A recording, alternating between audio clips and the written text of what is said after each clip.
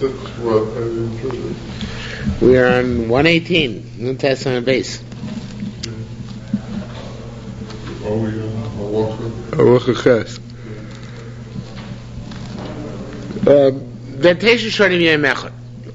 A boy who's 9 years old and 1 day, Shabali Bimto, has relations with the woman who is his deceased brother's wife.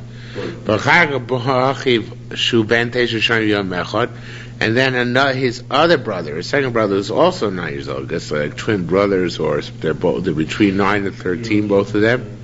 So two brothers of this sort in a row. So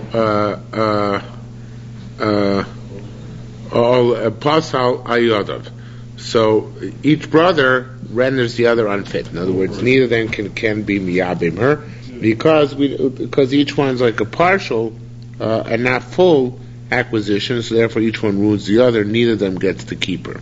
Okay? Of course, what? Neither of them, right. They both have to do chalitza. When they grow up, because they didn't do chalitza when you're a minor, it seems. Rabbi Shimon Omer lo pasal. Rabbi Shimon says not true.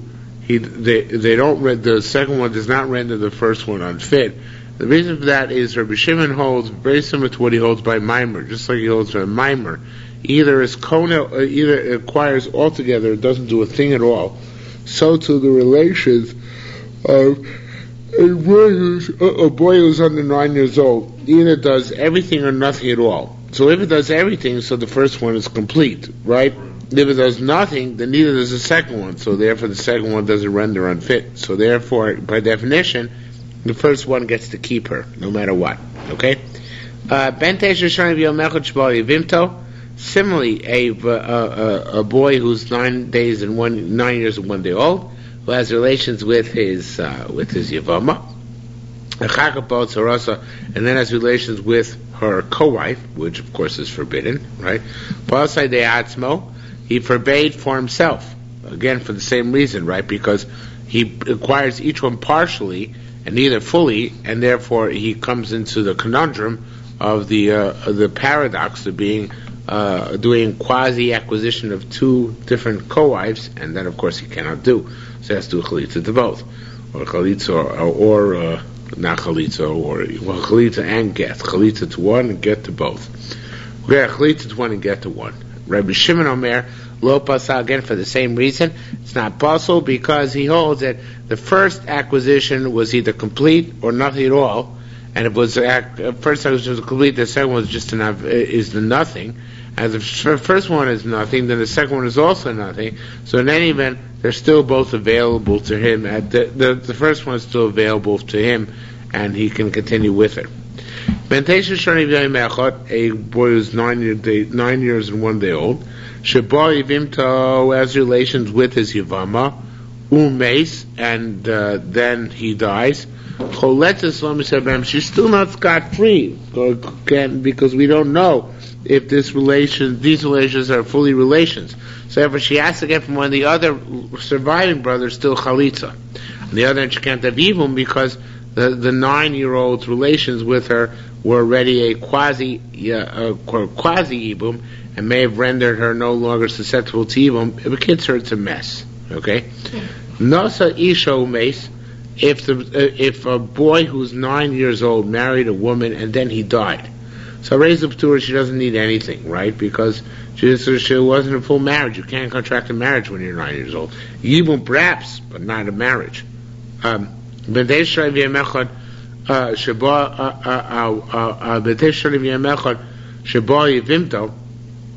you have this boy who's 9 years old has relations with the Yevama, then when he grows up, Nasa Isha Cheres, he marries another woman besides her. If he had no relations with the first wife when he became an adult, and then he dies, Hashniya, the second wife, the second wife can either get chalitza or even or yibum, right? Either one. For Ishan, however, the first one she just get chalitza, and she may not get yibum. Why may she not get yibum? Because they don't know if she was ever fully a wife. Rabbi Shimon miyabim lays a shiur, so she can do yibum to. He can do anybody who wants to can do yibum to either one of these two wives. It doesn't matter. The other one gets chalitza.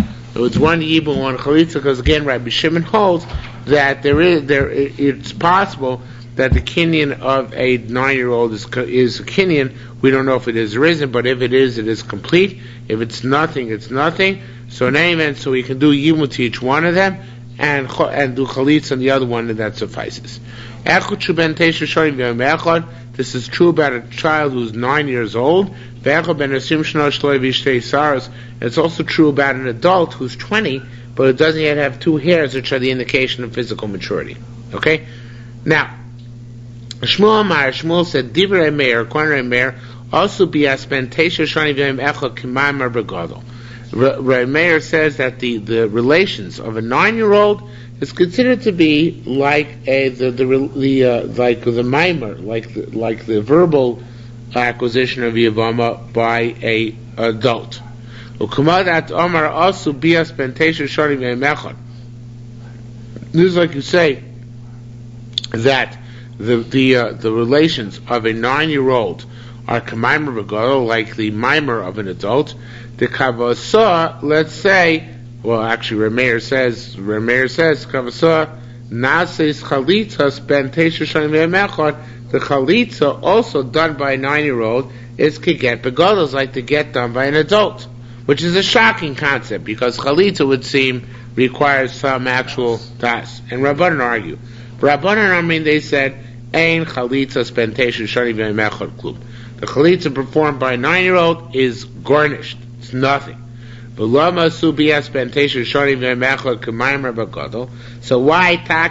did they say that the relations which are conducted by a 9-year-old is like mimer by an adult? After all, it would seem that you need to have some sort of das. Says, no, you don't need to have das. Shekaim bia begadol kaina, just like the relations of an adult, kaina acquire yivama bein ladas ben shaladas, whether they're intended or not to do so. So too, the thing that's true about the bia of a child. However, nasa chalitzas ben teisha shanim yomechad could get begadol. What do you want to do? Make the chalitza of a 9-year-old like a get by an adult? That can't you do. The chalitza begadol ain't a potato ladas, because chalitza by an adult only exempt if it was done intentionally. So therefore, the bottom line is that we can possibly call the bia of a 9-year-old something significant because we find the bia of Yevama does not require das, but we cannot call the chalitza of a 9-year-old something significant because chalitza, it seems to us pretty clear that it should require das. Okay? Says Umar further. What if you have a case where a woman falls in front of several yavmin? In other words, she is susceptible to a couple of people who are possibly candidates to be her yavam, right? So in that case, Shem ena misyabemes, does she not get yibum? So therefore, why in this case where you have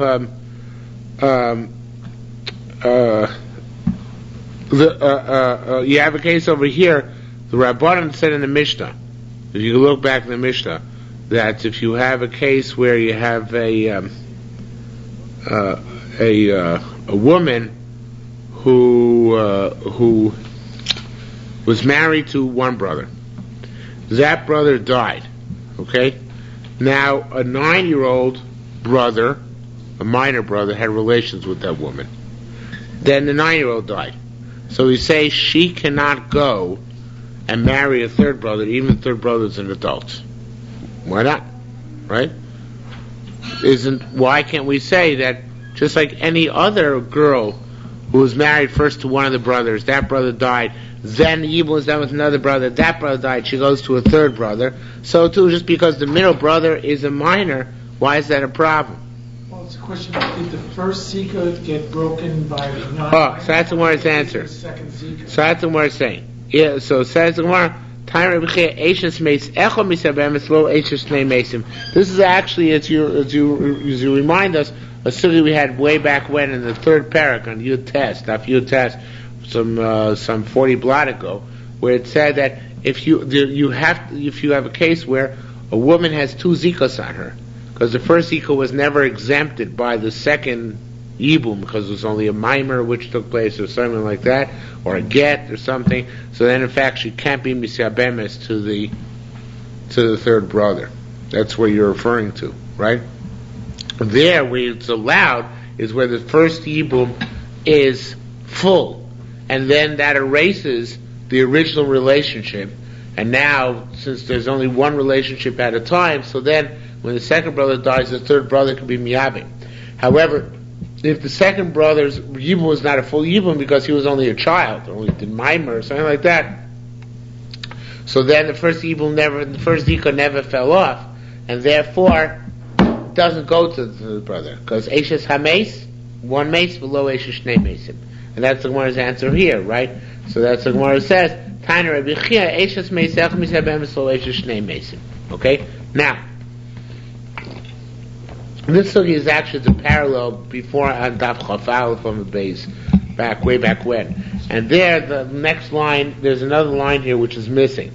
And this line, it doesn't pertain to the sugi over here, but it pertains to the sugi over there, and is an important line. And line it says there is Nicha Choyletz L'Balas HaMaimar. I understand that if the case there is substitute a minor in the second marriage, and you have an adult doing mimer in the second marriage, right? Am I making myself clear? There was brother number one who married, he died. Brother number two does mimer, he dies. Brother number three cannot do yibum, right? So it says, why can't, so Nicha Choyletz, the Gemara says over there, not over here, Nicha Choyletz L'Balas HaMaimar.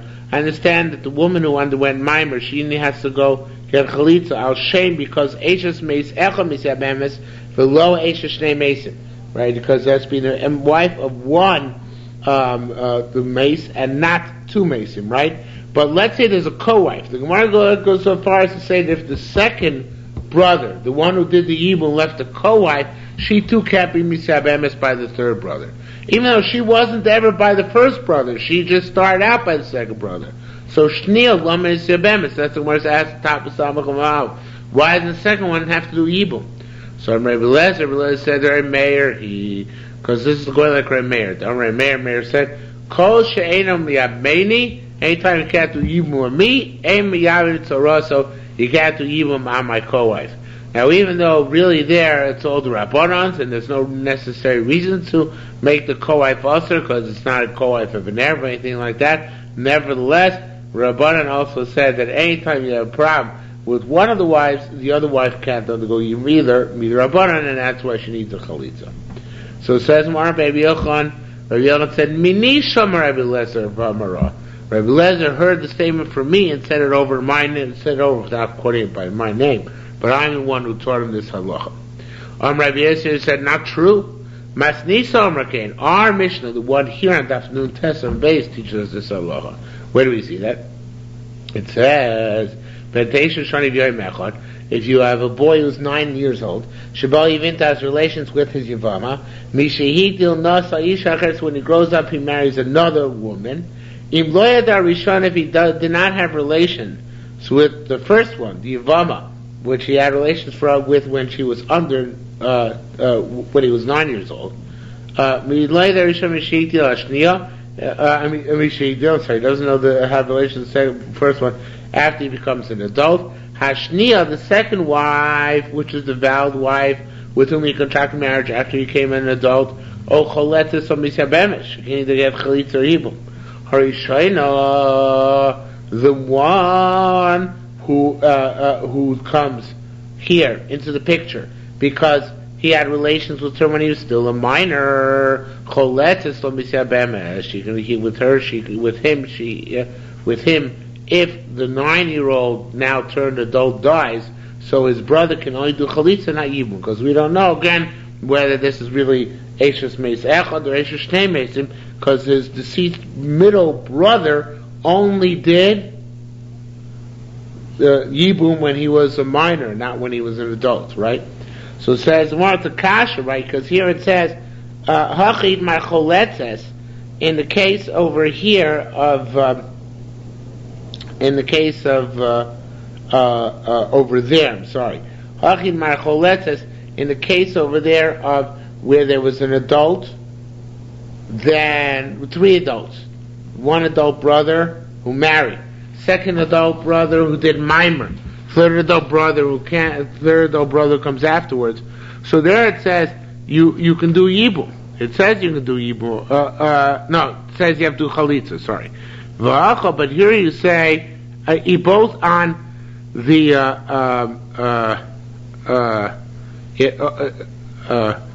you have to do chalitza on both wives. Well, I'm not sure I'm making myself clear.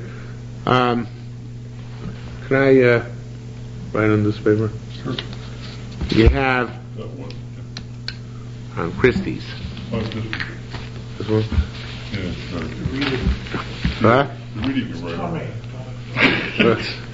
Oh, it's made for. Who knows if the entire purpose for this magazine was only for this one time when we're going to write something on it.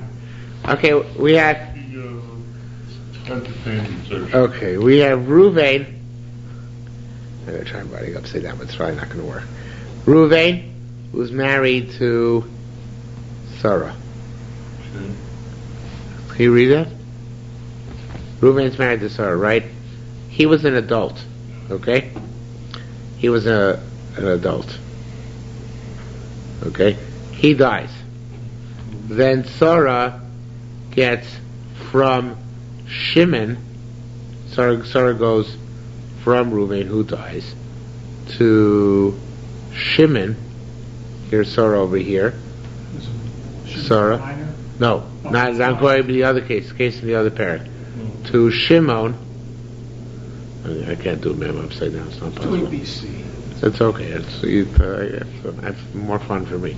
So to go to Shimon, who does in her only a mimer. Okay, does only a mimer. Okay, now Shimon has another wife who we'll call Leah. Well, I can't do Lamed upside down either. So let's call her Rivka. Okay, so three has Rivka, and then Shimon dies, right? So now Yehuda. No, upside down Lamed. Now Yehuda, what can he do? So Yehuda, the Gemara said there, he has to chalitza on. He can't marry either of them, right? He has to chalitza on Rivka, and he has to chalitza on Sarah. The reason we have to chalitza on Sarah is because we don't know if Sarah ever got. The reason we have to chalitza because we don't know if Sarah ever was fully married to Shimon because all she had was mimer, right? And Rivka also he can't take because Rivka is a tzara of a woman who's questionable, right? Meir says a woman who's questionable, you can't take her tzara either, right?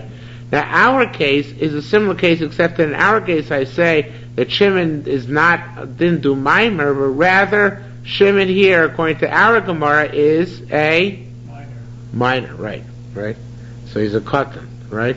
So if Shimon is a mimer, if Shimon is a katan, so then it should be the same halacha, because mimer or katan should be tantamount that they have a deficit attached to them. But the Gemara over here says not like that. The Gemara says here that in this case, if you have such a case, it says that she's allowed to do yibum. The Gemara says allowed to do yibum. The Mishnah said he's allowed to do yibum at least on the second one. Do we quote the Mishnah here? Yeah, here. See, look, it says here, if he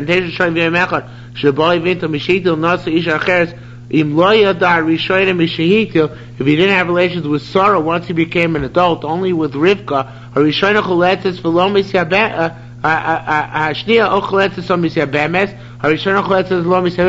has to chalitza on Sarah, but on Rivka he can do yibum if he wants. So it's a contradiction. Over there where Shimon did a mimer and was an adult, so he's got to do chalitza on both. Over here where Shimon did it was a katan, vis-a-vis Sarah, so then I say that he's allowed to do even on Rivka, only on Sarah he has to do chalitza.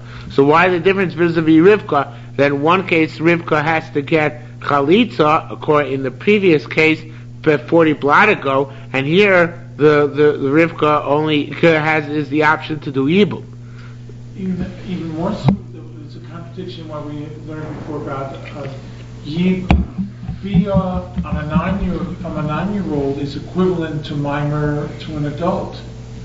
So here you have the same scenario. You have the right. That's what I'm trying to say. Yeah. That's part of the contradiction. No, I agree. So it says more. As the Gemara says, a very simple answer. Again, Hochem Bar Choletz is there. 40 blot ago, it said just chalitza. Hochem Bar Yimid is here to give the option yibum. Says my hand the time Choletz says he was the one case where it's 40 blot ago. It says you have to do chalitza because Shimon was an adult who did mimer. That's going like Rabbi Meir for Rabbi Shimon. That's going like Rabbi Meir who argues with Rabbi Shimon, who says that anytime any co-wife is also, by definition, the other co-wife is also. Not because inherently she's also, but because of the Rabbanim principle, anytime one co-wife is also, the other co-wife is also. That's going like Rabbi Meir who argues from Rabbi Shimon. The Hain the Tamer in our case, it says Misya Bemes, where it says that the co-wife of Rivka, of Sarah, the questionable one, can be Misya Bemes. That's going like Rabbi Shimon Rabbanan's going like the Rabbanan who argue Rabbi Shimon. And the Rabbanan who argue Rabbi Shimon hold that mimer is a quasi-kinyan. But Bias Ben Tes, what does Bias Ben Tes do con Rabbanan? I forgot, 1 second. No,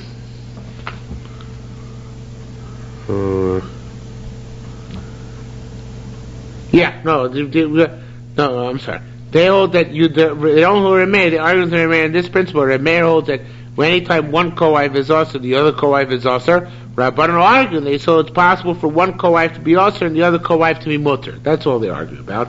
In other words, do I say automatically Rabbanan, wherever one co-wife is also, even if it's a questionable co-wife, such as over here, we don't even know if Sarah is properly married to Shimon, right?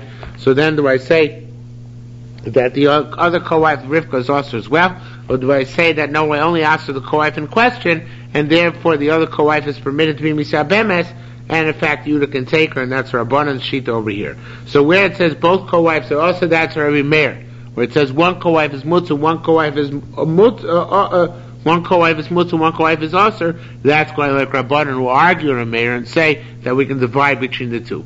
So Rabbi Meir basically regards every Torah as if it's a Torah Serva. Just like Torah Serva, you can't marry either of them. So too, even if the Torah is a relatively minor issue of the co-wife of a question of a woman who didn't have a full yibum but only a partial one, because it's either Maimor or Bias Katan. So in that case, Rameir says it's still like Torah Serva and they're both forbidden. And Rabban holds it's not like Torah Serva because it's far lower down on the totem pole, and therefore the co-wife is Muteris Lisyamim. What does Rav Shimon comment to? Rabbi Shimon actually doesn't come into the picture. That's what Ridbaz points out. The commentator really points out, the Ridbaz points out further. Rabbi Shimon, throwing in Rabbi Shimon here is utterly confusing. Because Rabbi Shimon has nothing to do with it. What it means is the Rabbi Meir who argues Rabbi Shimon in some other aspect here, and Rabbanan who argues Rabbi Shimon in some other aspect there. But it's nothing to do with Rabbi Shimon itself. Right, Rabbi Shimon is totally irrelevant to this discussion. The only relevance doesn't Rav Shimon have a special feeling to Yeah, but that's not relevant. Yeah. That special feeling which he has is not relevant to this discussion. That's Ridbaz's point. His special feeling that it's either kohen altogether or not kohen at all, and also Ibias Bentasha, it's either kohen altogether or not kohen at all, it's not relevant. Okay, so it's just right, no, but neither the commentator or Ridbaz is relevant. I'm sure you could make it relevant, but we're not going to bother. Pshita, now from here to the end of the paragraph we have a lot of Girsa changes. Pshita Adam Milsa. This is simple. Although it's simple to the Yerushalmi, the Bavli will argue. Pasmi ben Esrim Shah Besrim. I'm sorry. A boy is less than 20. Shavish Desaris who gets 2 hairs. So here we have to switch around the line, the next line and this line. It should be Mikan Vehelach Unasa Ish, Huish. Whenever he gets 2 hairs, that's when he becomes an adult according to Torah law. Now what if he's more than 20 when he gets 2 hairs, and we're switching around again? She becomes an adult retroactively. Now there's something missing here, which all the Mepharshim point out, or not all of them, but quite a few of them. They say, The case in which a guy who gets 2 hairs after he's 20, right, becomes an adult retroactively is only if there was a reason to believe when he was a minor under 20 that he was a Swiss, he was a eunuch. So then I say he was a eunuch retroactively. A eunuch is an adult though, right? So when he's in a eunuch retroactively from his bar mitzvah, even though he only got 2 hairs later on. And actually, when he gets the 2 hairs, it's actually a sign that he wasn't really a eunuch. Because I think the 2 hairs only come in a guy who's not eunuchized, or there's not a situation of eunuch. But once he gets those 2 hairs, they say retroactively he was an adult from the time of his bar mitzvah, and all that time he was a eunuch, and now he got healed from Kosh Baruch Hu Rachmanas on him, and now he's ois eunuch. But in any event, the Bavli doesn't hold the way. The Bavli holds that whenever he gets until he has simanim, he's a sris. Until there's clear-cut evidence that he is a eunuch, he's not a eunuch until he's 35 years old. He's 35 years old and he hasn't gotten evidence, so we say he's got to be a eunuch. But until then, he's not considered to be eunuch retroactively. Certainly, only whenever he gets the simanim. But here it says he's considered eunuch retroactively. Okay. Make a case of Brera here. It is Brera, but it's not halachic Brera, it's Metzias Brera, right? It's trying to clarify the fact, not the halachos, that's okay. So it says, Marmapli ben Isra, the Shiloh is when the guy is exactly 20, and then he gets 2 hairs. Shmuel Amar Mafir Nasi, Shmikel comes an adult retroactively. Rav Amar Mikan Ve'echuish, from here on he is a man and not retroactively. Now, Masnisa Pliga Ben Alden Ben Alden. The following brisa seems to argue on both of them. What's the brisa? A very cool brisa. I don't remember this from the Bavli. So we'll just assume it's not in the Bavli since I don't remember it. And I don't, all 2,711 blot of the Bavli, I don't remember it. So what does it say? It says this brisa, Haslis Eino Nase Ben Soru More. A Sris, a eunuch, does not become a Ben Soru More. Remember such a thing? Sounds familiar. Because he needs to have, in order to become Ben Soru, you have to be able to have hair in the pubic area. And he don't got no hair, right? Now, that's the brisa. The Gemara asks a question like this. V'yatirbo, on the contrary, when a kid is at the age to become a Ben Soru, which is from 13 and, I think it's from 13 and a quarter to 13 and a half. It's either from 13 to 13 and a quarter, or it's from 13 and a quarter to 13 and a half. I think it must be 13 to 13 and a quarter. So the time he gets 2 hairs until the entire pubic area is filled with hair. So that time is the only time in his loophole he can become Ben Soru. He can't become a Ben Soru at any other period of his life, right? So if he's a Sris, so the Gemara says, well, he has no hair, he's going to be Ben Soru. But the question the Bavli is asking, the Yerushalmi is asking here, if you're going to say like Rav and Shmuel, that like Rav and Shmuel, that you become a Sris retroactively if you get 2 hairs when you're beyond 20 years old. So let's give him Hasroa now. Let's warn him, Yankel, you eunuch, you. If you now become a Ben Soru, we can't kill you now. But just wait. If at 21 you get 2 hairs, we'll know retroactively that you were a Sris back then, and we'll kill you because retroactively. After the 7 years are up, right? So let's give him Hasroa Safek. So it must be, we don't say he becomes an adult retroactively. It must be that he only becomes an adult when he gets the 2 hairs. So therefore we can't give him Hasroa, we can't warn him now, because it does no good, we can't kill him. Says the Gemara, V'yatirbo, and here the line should be reversed. V'yatirbo toch sholosh chodoshim, give him Hasroa within those 3 months, Shema Yavish Shtei Saros, after he's 20 years old, maybe he'll bring 2 hairs. So it says, theoretically you're right, but this is going to command Omar, Ein Mekavin Hasroa Safek. It's going to mean that there's no warning in a Safek. You only warn if it's a Hasroa Safek Lav Shema Hasroa. The warning in case of Safek we don't give. And there's no warning for something that'll happen in the future as well. If we said Hasroa Safek Shema Hasroa, we would give warning on future. It's only because we say Hasroa Safek Lav Shema Hasroa. Okay, that's part and parcel of this principle. Okay, Masisa Pliga or Shmuel. The Mishnah, this following brisa argues, it seems to argue on Shmuel. It says, Echad ben Tesha v'shonim yom echad, whether kid's 9 years old, Ve'echad ben esrim shana, or a kid's 20 years old. I'm skipping the parentheses. Ve'echad ben esrim shana, or a kid's 20 years old. Shleivi shtei saras, he doesn't have 2 hairs. So I say he's a child. Kimad the tamar, just like you say, ben teisha shana ben mechad, like a child between 9 years old and ad ben, it should be shlosha shana ben mechad, until he's 13 years old. Shehevi shtei saros, when he brings hair during that period, it should be mikam vehelach unaseish. Well, anytime he brings the hairs, he becomes an adult from here on in, not retroactively. The kavasa, so too we should say ben asrim shana shaloivi shtei saros. If he's 20 years old and he doesn't have 2 hairs, mikam vehelach unaseish, he becomes a man only from here on in, not retroactively, right? So that's the case. This price seems to be against Shmuel, because Shmuel says you become an adult retroactively. How does he reconcile that? So Ma'avila Shmuel. So what does Shmuel say? He says Pasala Misamuch Lesrim Shana, when he's within, very adjacent to his 20th year. Now the way the Mefarshim explain that is that when you become 20 in halacha, when he's 19. So until you're 19 years and 30 days old, you're not going to be truly 19 yet. So since you're not considered to be truly 19 until that time, so therefore, until that time,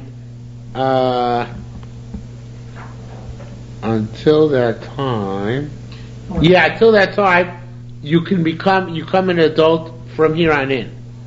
After you hit 21, after you hit 20 and 30 days, then you get 2 hairs, you become an adult retroactively. Is that clear? That's a Shmuel answer. Until you're 19 years and 30 days old, from till then, whenever you get your 2 hairs, you're an adult from that time on. Once you become 20 years old and you get your 2 hairs, I say retroactively you were a eunuch, meaning you were an adult from the time you were 13. Okay, and from here on in, from there on until now, you were eunuch, and now you're okay. Okay? Now, since that's the case, so it's the brisa which brought that we brought down as a right against Shmuel, because it says there that from the time you're ready, from the time that you're only from the time, when do you start to From the time you're 20, but it's not specific. what? Right, it says from the time of 20, you until the time you're 20, it's not retroactive. So it sounds like Shmuel, because Shmuel says the moment you become, okay, I got it. The Brisa sounds like up to until and including the time you're 20, so you become an adult only from when you see the 2 hairs, right? According to Shmuel, the moment you're 20, you become an adult retroactively from wherever you see the 2 hairs from your bar mitzvah retroactively. So how does Shmuel deal with the Brisa? So the answer is that Shmuel will say the Brisa is talking about. Shmuel will say that the cutoff point according to him is 19 years and 30 days. In other words, up to that time, whenever you see Simon in the 2 hairs, you become an adult from that point on. If it's after the 20 years are up, meaning, according to Shmuel, after 19 years and 30 days, then when you see the Simonim, you become an adult retroactively. Okay? That's it. Says Mishnah further. No parak. No simal anusa. This is a very interesting parak. You have a woman who you raped. Vamafuta, you're seduced. Can you marry her sister or her mother? The answer is yes, because you only raped or seduced her, right? However, let's say you were married and then you raped or seduced the forbidden relation of your wife, so then chayev. Then already you transgressed the prohibition, and whatever it says in Torah is going to be for you. No si adam anusa saviv. A person can marry a girl who was raped by his father. Futa saviv or seduced by his father. Anusa no person can marry a girl who was raped by his son, or mefutas or seduced by his son. Rabbi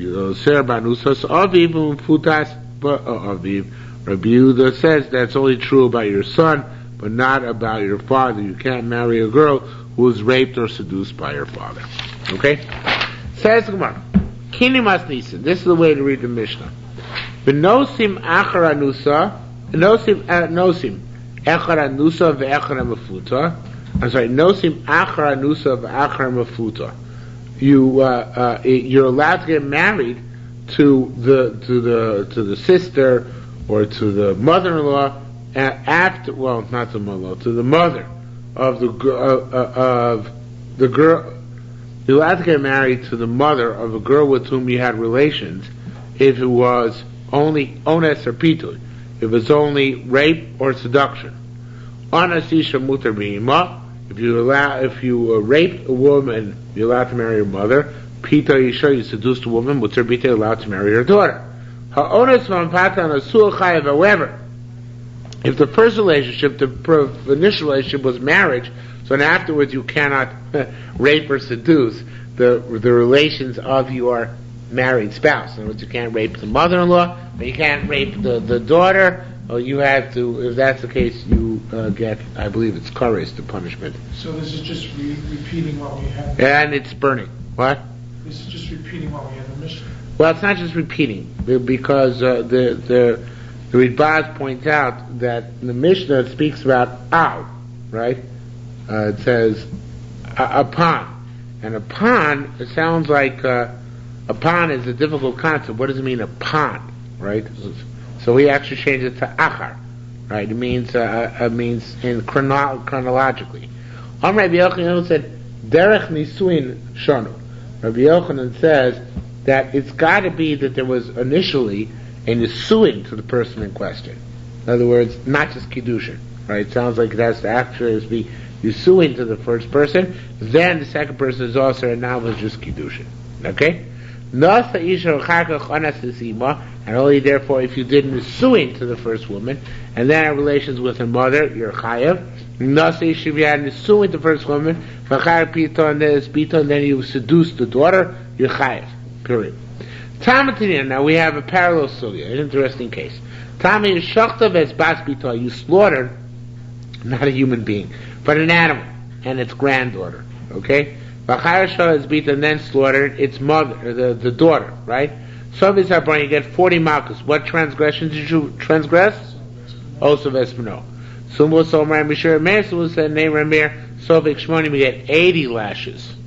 Okay? Why is that? Because there are two Maisei, right? The mother and the daughter, and the mother and the granddaughter are two separate Yisurim. Does it matter the chronology, what you did first?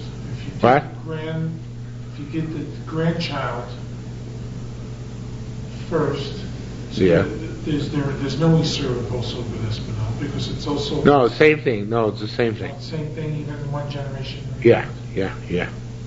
So then what's the machlokes? It should automatically be two Isur. Well, the question whether it's two shemos or one shame. So I say also Espinal is just one grand thing, and therefore no matter who it was, I translate. In other words, to translate those. Yeah. What's if I transgress? If you do one, you can do 10. If I did, no, everybody agrees if I to slaughter two mothers and two daughters, b'bas achas or behele machas, I only get well, it's been amazing here. I only get one set of malchus, right? It's only if I did a daughter and then did a granddaughter that it's a machlokas, because it's not just also vesmino, but it's also vesbaspino. Okay, so that's the question. So it says, they both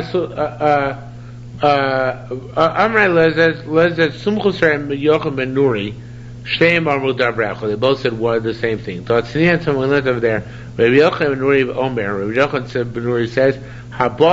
says, somebody has relations with his mother-in-law. He is chayav upon her mishum chamoso, because his mother-in-law.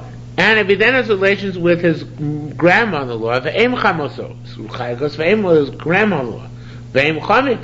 And if he then has relations with his father-in-law's mother, the relations also, then is chayiv as well. So then the rabbis argue this, that shloshim shem echodheim. They're all in-laws prohibitions, so therefore you only get one malchus or one penalty for all three. Okay? So as the Gemara, Rabbi Yehuda ben Pazio, B'Shem Rabbi Yochanan said, Modes Sumchus Berishona. Sumchus agrees that if you, in the case brought down the Reish there, which is similar to what I said before, if you had one mother and two sons, a daughter and a granddaughter, so then it's possible to say that it's two separate generations. That's a good word. Very good word. Two separate generations. But when it's the same generation, it's just lateral, so then even Sumchus agrees there's only one set of floggings, right? Says the more Ashvich Tani, that was his premise, he didn't positive the premise, but then he reneged, because Ashvich Tani Odi Machlokas. Because you learn that Sumchus even says multiple members of the same generation also generate additional malchus. Okay? My time Rabbi Yochanan ben Nuri. What's the logic of Rabbi Yochanan ben Nuri, who says that he goes all in-laws are considered to be similar, right? Or all those who are similar to be in the same category are all considered to be lumped together. So it says the Gemara, Ma isho bito bas bita. He learns out from the Torah itself. The Torah itself says a woman and her daughter and her granddaughter, and also it says in the Apostle, though it's not brought down here, bas bina, her granddaughter by her son, her granddaughter by his daughter, b'shnei lavin, on two separate lavin, at isho bas bina ubas bita. So to any time you have a woman and the granddaughter, or her by her son or her daughter, so then you have b'shnei lavin, two lavin. There wasn't two lavin here. What do you mean by two lavin? So here, the Korban brings down the pasuk, a very important pasuk. It's in the Korban in the wide line, starting from the first line, then wide line down.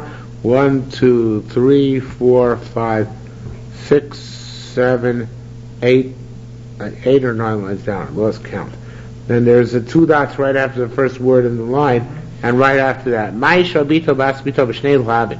It's the two separate lavin. You'll see Ervas isha ubita, the erva of a woman and her daughter, lo sagaleh, do not reveal. Full stop. Esbats benov esbats bito lo sikach.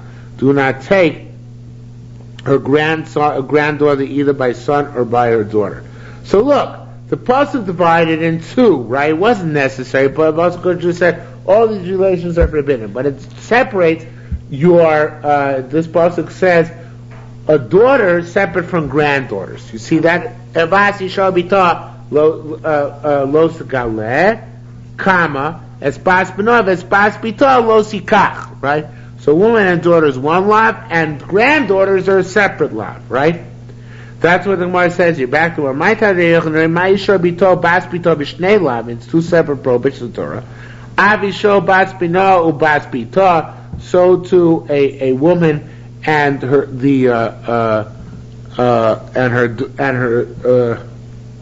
granddaughters bas bino bas bito on either side.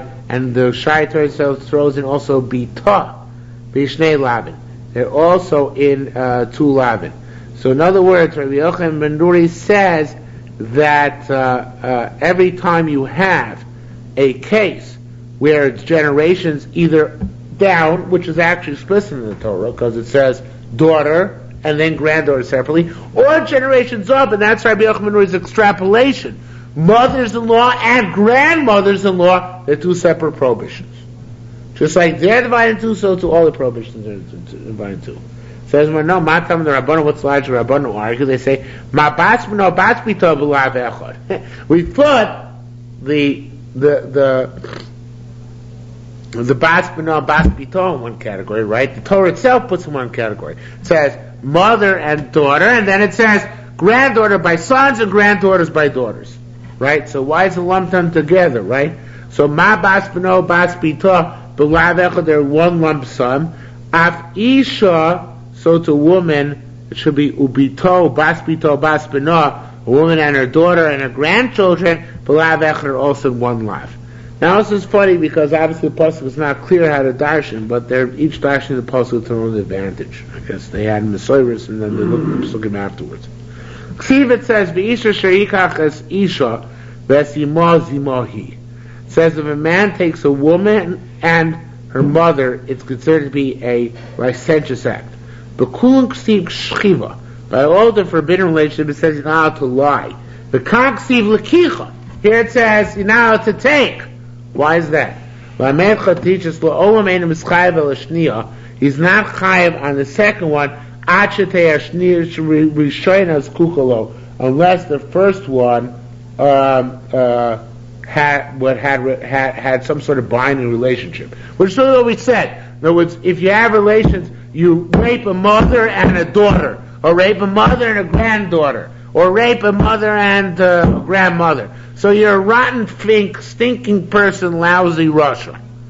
But we can't put you to death for that. The only time I put you to death for it is if the first set was married, right? In other words, you were married to the woman, and then you had relations with her mother-in-law. You were married to the woman, and then you had relations with the daughter-in-law, or the daughter, okay? Stepdaughter is what I meant to say. So in all these cases, we have a case where you're chayiv, but you need first to have a rishunus kukah. It's got to bounce off a marriage. It can't just be double rape or double seduction. Says maybe you need not just kiddushin, but you also need nisuin, right? In other words, now here, what does he mean by that? So he says.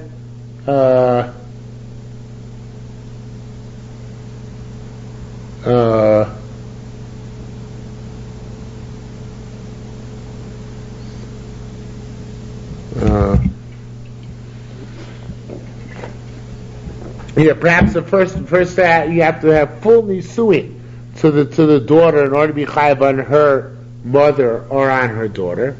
So kfar amarnu, we already said she'en kiddushin ba'arayis. We already said that there's no kiddushin ba'arayis. So what does it mean? There's no kiddushin ba'arayis? I forgot. 1 second.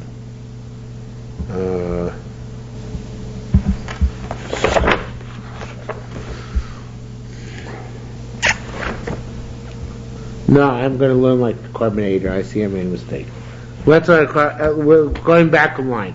It says, half a line. Perhaps also the second one has to be married in order to transgress. In other words, just like the first one. In other words, the mother, you have to be married to the daughter in order to transgress on the mother. Or be married to the mother in order to transgress on the daughter. But we said that as long as the first relationship is a marriage, the second one you transgress even if it's a seduction or a rape. How do we know that? Maybe you have to be married the second one in order to be chayav. Just like the first one has to be married to you in order to provoke or put the issur in place. So in order to transgress, the second one you take also perhaps has to be via a marriage. You see what I'm saying? But they're related anyway. What do you mean by via marriage? So you're not chayav on raping or seducing your wife's mother or your wife's daughter unless you attempt to marry her as well. Yeah, why would you? I mean, how you? So that's where the answer is. No, it's exactly what his answer. One says that would be ludicrous because no kiddushin by a rice, right? Everybody's difficulty with this line because isn't that obvious? The question. So the Rebbe changes the whole question, but he does it makes it very, very strange. So it's like kiddushin by a rice. Says more. Wait a minute. It's not so cockamamie though. V'aksiv tapas hamachav now doesn't say lo yikach isha seisha soviv. There must be this kiddushin rights because it says do not take your father's wife. What do you mean? Do not take your father's wife. Do not lie with your father's wife. Take your father's wife. Of course you can't take her, right? She's married to your father, right? Even if she's a widow, there's no kiddushin. So we see here that perhaps one could construe that there is a problem of kiddushin, even by rayas, even though it's a meaningless gesture. Perhaps the prohibition is pretending that you can marry an arayas, right? Taking here doesn't mean marrying; it means having relations. No, but by all one of the ones it says shchiva. It says isha sher yishkaf. So why does it say here isha sher yikach? You'd be right if not. It was consistently yikach across the board. But the other ones say yishkaf, right? So no, they're trying to come and tell you something else. There's coming to tell us that before your father married her, she was permissible to you, because they're not talking about your father's wife who's your mother, but your father's wife who's your stepmother, right? Vaksi doesn't say Visha Shayikach, and say Isha Sachiv Nidahu. Again, it sounds like you're only chayev if you try and marry your wife's, your brother's wife. So it says again, they're telling you that you would have been mutter to her had she not married your brother. It says more, or another pshat. It says your Vitani came, but the Korbanei says it should be Vituvan. It could be another pshat. It could be that to tell you that there's some time when you are allowed to take your brother's wife. Were you allowed to take your brother's wife? That's what it says, right?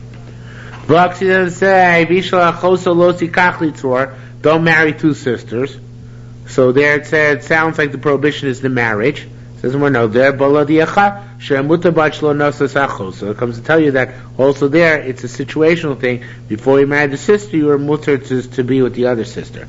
Or v'tuvan, again, or another interpretation is that in the future might be mutter as well. If one sister dies and you're allowed to take the other sister, she becomes mutter to you. Vaksi doesn't say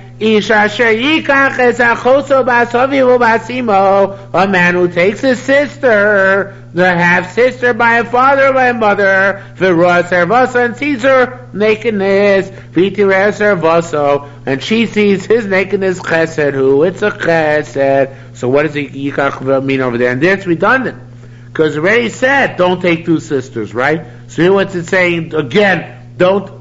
Well, it's not redundant. Let's take that back. What about this one? It's talking about your own sister, especially. So what about this one? It says, don't take your sister, right? Even your half-sister. Why it say yikach over here? Should again say just lie. So maybe this is a Agadic drosha. Shaloi toimar, it's coming to tell you the following drosha. Don't say, hey, Cain nasa zachoso. Cain married his sister, right? Hevel nasa zachoso. It's the only game in town. That's what Gemara says. Hevel married his own sister. Says more that was different chesed. That was a chesed. Chesed of Sisi Marishoinim. I made a chesed with the first generations. She yibonel elamim in order to build the world. Since the only game in town was their own. This and that was permitted. Continuing with the questions now. It says, do not take if you're a Kohen Gadol, a widow, a divorcee, a defiled woman, a prostituted woman, don't take them. So it says, here we see the prohibition is taking. It says, yeah, that's something else. That's going to tell you, we know if a Kohen Gadol marries someone, the Kiddushin takes effect. So that's to tell you that there is a case of kicha there. Okay, period. Now, new thing, not relevant to our sugya. Rabbi Chuna Shama Kulon. Rabbi Chuna, it's irrelevant to previous sugya, but only peripherally. Rabbi Chuna, way back when, in the earlier parak, he learned that shnius, remember that shnius larayas to Rabbanan? Like your grandmother is also to the Rabbanan. So that shnius goes up the ladder to grandmother, great-grandmother, great-great-grandmother, whoever's still alive, and granddaughters and so on and so forth. Rabbi Chuna Shama Kulam Min Hadin Kari. You learned it from all of the prohibitions by the Rabbanans from the prohibition Torah. It says Ervas Isho Bita, and it says also Bas Bita. So it's like just like there travels down the generational tree, so to by the Rabbanans they made it travel down the generational tree as well. Okay? Zima l'Gzera Shava. And the Zima for Gzera Shava, which teaches us Malamata Shlosha Dar, it's just like going down its 3 generations. Bas Bino, Bas Bita, right? Also your granddaughters. Aflamal Shlosha Daros. So also your wife's dad to granddaughters. So to on top of 3 generations, your wife's mother and your wife's grandmother as well, right? Says Gemara, Malamat lo tasei, just like going down the ladder, it's a lav. Aflamal lo tasei, so to going up the ladder, it's a lav.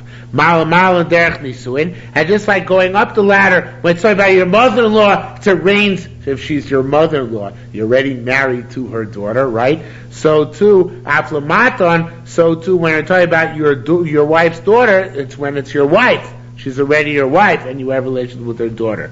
Then that's the prohibition. But I have relations with just a woman and her daughter.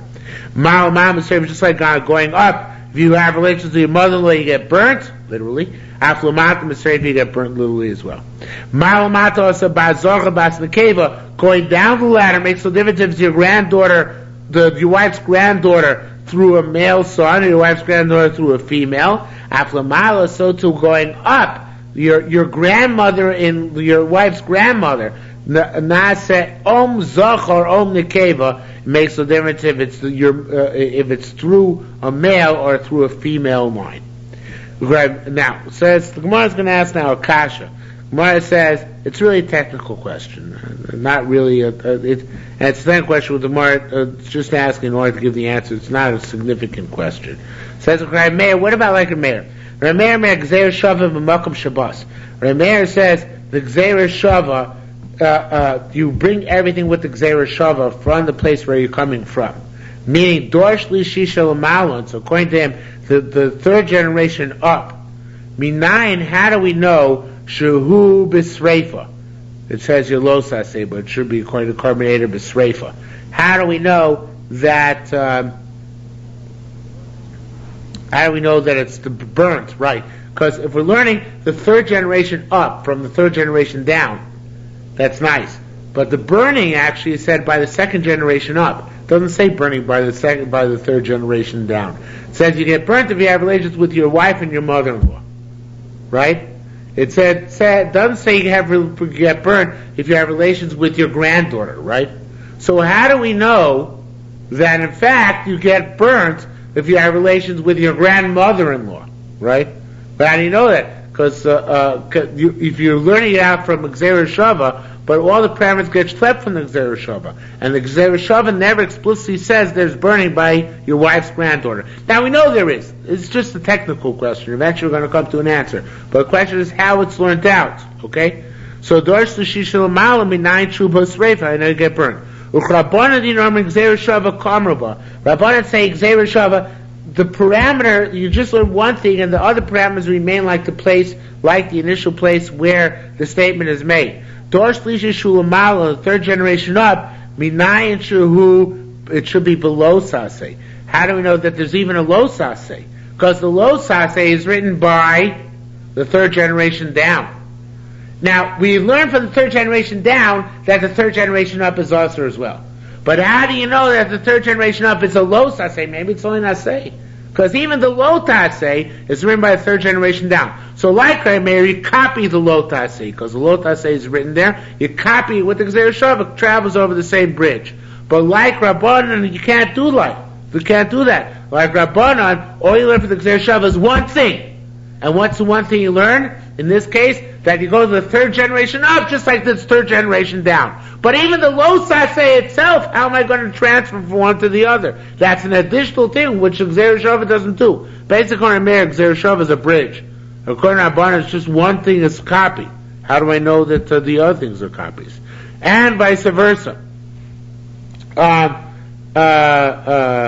Dinamik Gzeir Shava, or just said, Baker Meir, both Meir and Rabbanan, Dorsh L'Shishloman, third generation up, your wife's grandmother. Shehi b'sreifa, that it gets burned. How are you going to learn it?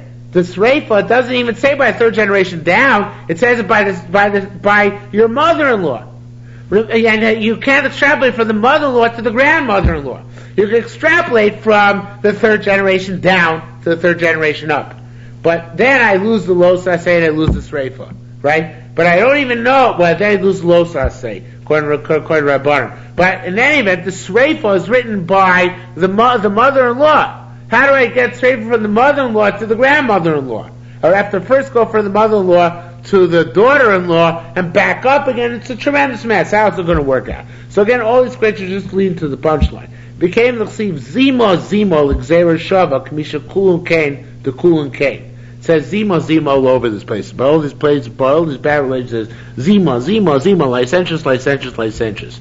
So that's a super gzeira shava. If the word is repeated that many times, it means that all the parameters are exactly the same. It means travels up third generation, travels down 3 generations, and just like one is the lo saseh, the other is the lo saseh, and just like one is treifa, the other is treifa, and that is enough for tonight.